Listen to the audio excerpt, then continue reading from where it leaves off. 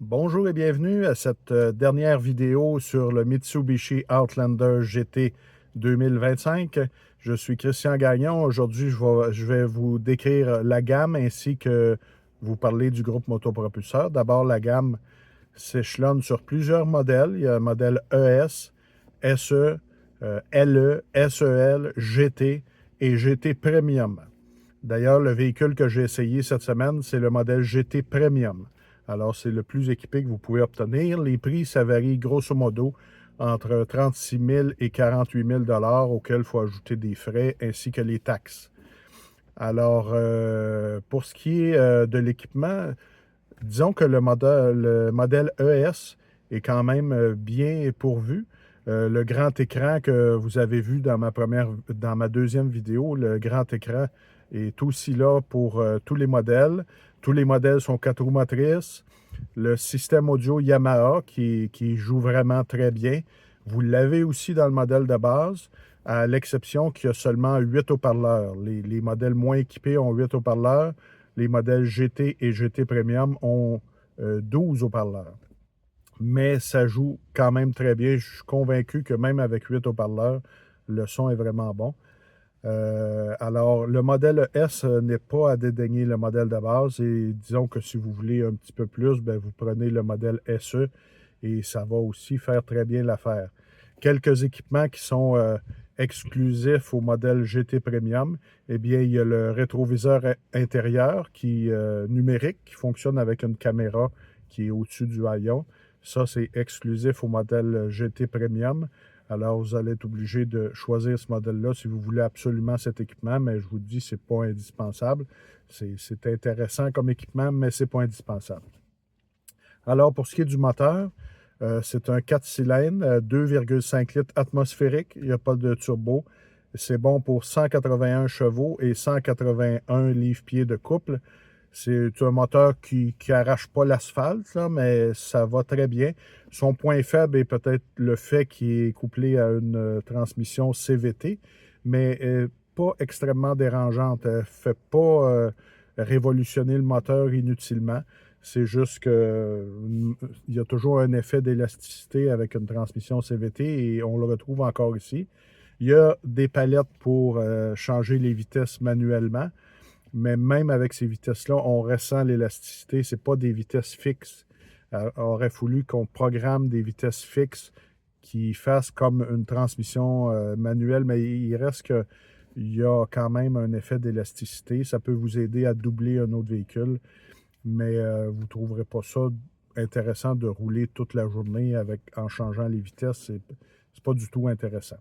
Mais les deux ensemble, le moteur 4 cylindres et la transmission automatique, ça offre un très bon rendement. La consommation d'essence est raisonnable. Disons que probablement on peut faire avec un bon mélange de grandes routes et de ville quelque chose comme 8 litres et demi au 100 km.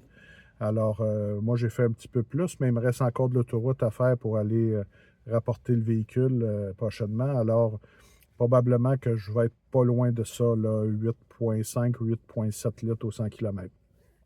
C'est pas exceptionnel, mais c'est un moteur qui a fait ses preuves. Il n'est pas chez Mitsubishi depuis longtemps, mais c'est un moteur Nissan qui a vraiment fait ses preuves en termes de fiabilité.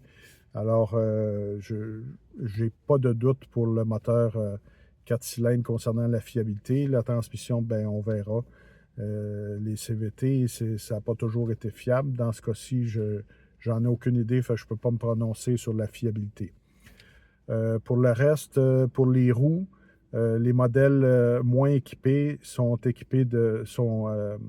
pourvus de pneus de 18 pouces. Et pour les modèles GT et GT Premium, ben, on a du 20 pouces. Alors, mais ça nuit pas vraiment au confort. C'est vraiment bon comme tenue de route. Il n'y a pas de problème à avoir des 20 pouces. Évidemment, plus on prend grand, plus ça va peut-être coûter un peu plus cher pour les remplacer. Mais je ne vois pas de problème à avoir ces 20 pouces. D'ailleurs, les roues, vous regarderez sur les autres vidéos, sur les photos, je trouve les roues très belles. Je trouve que le design est très beau. Alors, pour terminer sur le groupe motopropulseur, disons que la capacité de remorquage est à 2000 livres pour tous les modèles. Alors, 2000 livres, c'est passable. Ailleurs, habituellement, on a 1500. Quoique des concurrents qui commencent à arriver et à proposer 3500 livres pour la capacité de remorquage, mais pour le Outlander avec moteur à essence, c'est 2000 livres. Alors, c'est ce qui complète. Ah, et je voulais dire que la direction, la direction est relativement précise, mais est vraiment trop démultipliée. Alors, on ne sent pas beaucoup de... On n'a pas un grand retour de la chaussée, là. C'est vraiment... ça tourne trop facilement, là. On n'a pas assez de résistance. C'est vraiment, on dirait, une direction qui a été vraiment calibrée vraiment pour les Nord-Américains. C'est vraiment très léger comme direction et ça vient que ça ne nous donne pas vraiment une bonne impression de conduite, là. Mais c'est vraiment juste la direction parce que, en général, la tenue de route, le plaisir de conduire est là. Ça reste un VUS, là, mais le plaisir de conduire est là. Alors, vous vérifierez prochainement sur le www.autoopinion.ca. Un texte va être écrit et avec beaucoup de détails, comme d'habitude, sur le Mitsubishi Outlander GT et Premium, dans le cas du modèle d'essai, modèle 2025. Alors, commentez, aimez et partagez. Et on se revoit très bientôt pour mon prochain essai.